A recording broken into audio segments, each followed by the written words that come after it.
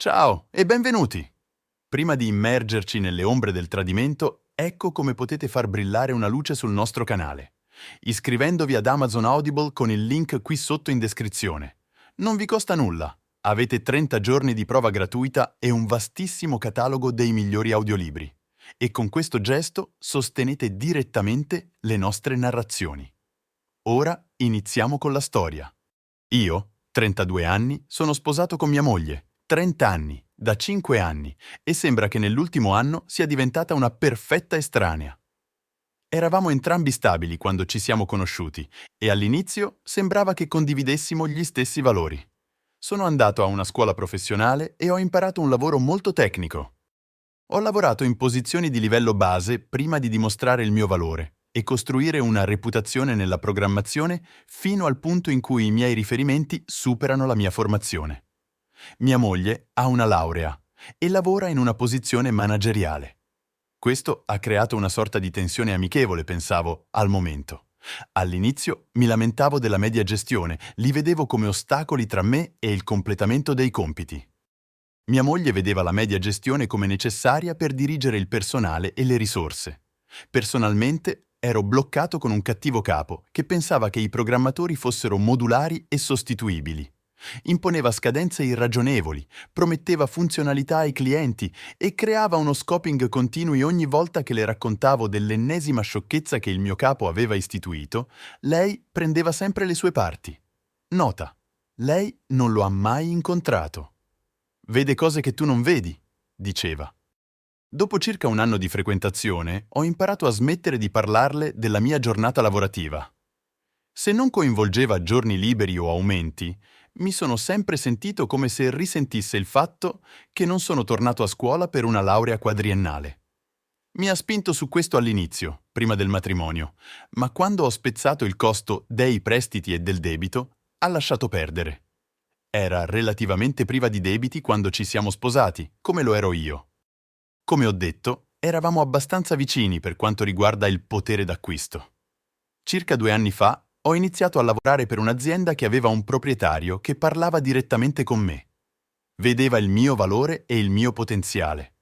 Ora guadagno il 50% in più di mia moglie e il mio supervisore è un ragazzo che lavora bene con me. Anche se non è un capo tecnico, incarna ciò che dovrebbe essere uno Scrum Master. Direi che sa come rimanere fuori dal mio cammino, ma questo fa sembrare la situazione avversaria.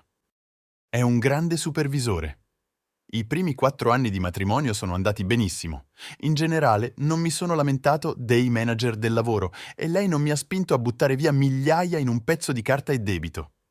Ci siamo divertiti, siamo andati a cena fuori diverse volte al mese, abbiamo condiviso hobby, cucinato insieme, letto libri insieme e guardato film insieme. Quando è iniziato il primo lockdown, lavoravamo entrambi da casa. La nostra casa è davvero bella, con 3 camere da letto di riserva per eventuali futuri figli. Una era già stata convertita in ufficio per me e quando è iniziato il lockdown abbiamo convertito la seconda in ufficio per lei. Entrambi telelavoriamo, ma abbiamo filosofie molto diverse.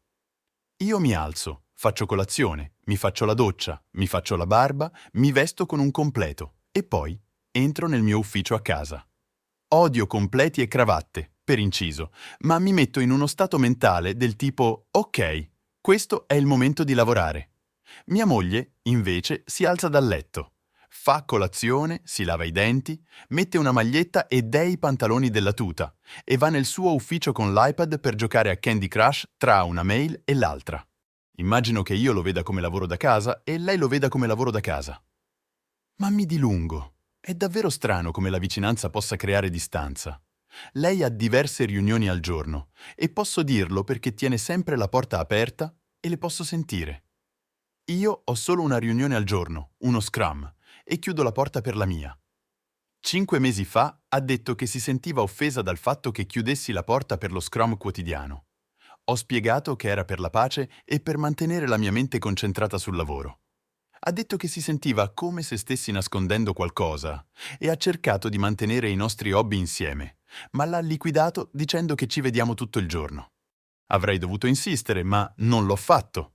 Ho trattato il lockdown come qualcosa di temporaneo e forse non avrei dovuto farlo.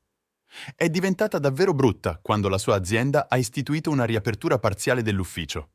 Lei ha colto al volo l'opportunità di far parte del 50% dell'azienda che è tornato in un ufficio riorganizzato per consentire il distanziamento sociale.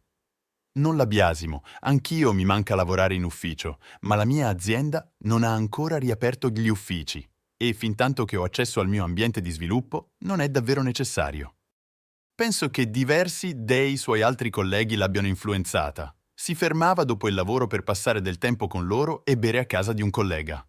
Ho insistito e volevo saperne di più, ma lei è stata segreta e difensiva. È diventata sempre più fredda, sembrava di avere una coinquilina e non una moglie. A quel punto, il mese scorso, durante un fine settimana, ha messo il suo vecchio iPad sulla scrivania e ha detto: «Puoi cancellarlo, voglio regalarti il mio iPad Pro». Ho guardato nel suo vecchio iPad e non sapevo cosa cercare, ma ho visto che aveva ricevuto un messaggio da un uomo che non conoscevo. Ho aperto e ho trovato una serie di messaggi di testo e immagini. Immagini e video di lei e di lui. C'era un messaggio di testo che diceva: «Non vedevo l'ora di tornare in ufficio». Ho accettato la domanda di amicizia su Facebook e ora posso vedere che lui è un mio capo. Non sapevo cosa fare e mi sono sentito come se il mio mondo fosse crollato.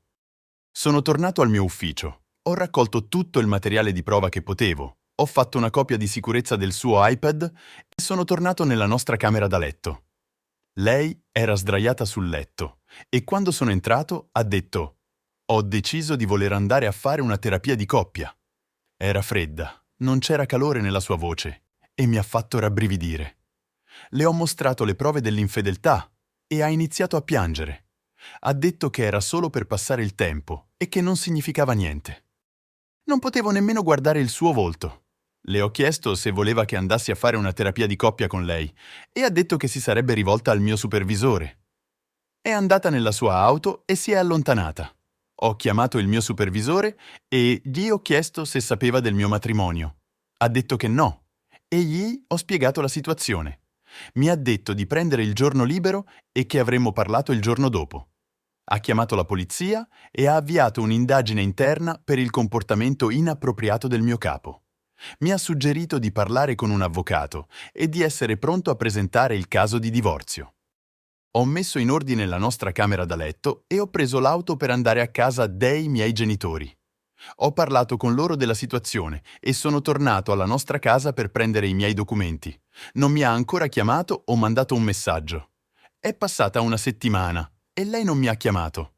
Dopo la seconda settimana sono andato alla polizia per chiedere come stava andando l'indagine e non volevano parlarmi, non volevano farmi vedere le prove. Mi hanno detto che non era un problema mio e che avrei dovuto fare affidamento sull'indagine. Alla fine della terza settimana sono stato chiamato da un investigatore e mi è stato detto che l'indagine era stata chiusa. Non avevano prove. Sono andato a casa, ho parlato con un avvocato del divorzio e ho depositato una richiesta di divorzio. Non ho parlato con mia moglie, non ho accettato le sue chiamate e non ho risposto ai suoi messaggi. Quando ha chiamato i miei genitori, le ho detto di non rispondere. Sto cercando di rimettermi insieme, di concentrarmi sul mio lavoro e sul mio supervisore. Lo Scrum quotidiano ha iniziato a diventare lo scoglio della mia giornata e il mio supervisore ha avuto la pazienza di un santo. Mi ha detto di non preoccuparmi e di concentrarmi solo su ciò che è necessario per mantenere la mia mente sana e il mio lavoro all'altezza. È stato molto disponibile. Mia moglie è tornata a casa dopo un mese. Ha bussato alla porta e ha detto che voleva parlare. Le ho detto che non volevo parlare con lei e che era meglio se tornava da dove era venuta. Ha detto che sapeva che mi avrei respinto, ma ha continuato a dire che voleva cercare di mettere tutto a posto. Le ho detto di non chiamarmi, di non mandarmi messaggi e di non venire a casa.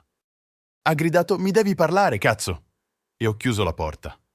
Non l'ho più sentita per un po'. La scorsa settimana ha iniziato a mandarmi messaggi. Ha detto che stava passando del tempo con i suoi amici e che voleva andare a fare una terapia di coppia. Le ho detto che non c'era nulla da salvare e che non c'era nessun motivo per cui dovessimo fare una terapia di coppia. Non so cosa farà adesso, ma ho ricevuto delle notizie che sembra che stia avendo dei problemi. Il suo capo è un grande cretino e ha scelto di continuare a fare sesso con lei. Questa situazione ha lasciato a bocca aperta la sua azienda e non so se riuscirà a riprendersi da questa macchia. So che non mi riguarda, ma è difficile sentirlo. Sto cercando di muovermi avanti, ma la rabbia e la delusione sono ancora molto presenti. Mi rendo conto che ho bisogno di fare una terapia. Non ho le risposte, ma ho capito che devo iniziare a cercare. Questa è la mia storia. Non posso fare più niente. La mia anima è esausta. Grazie per aver ascoltato. Se la storia ti è piaciuta, metti mi piace al video. Questo piccolo gesto aiuterà a sostenere il canale. Alla prossima!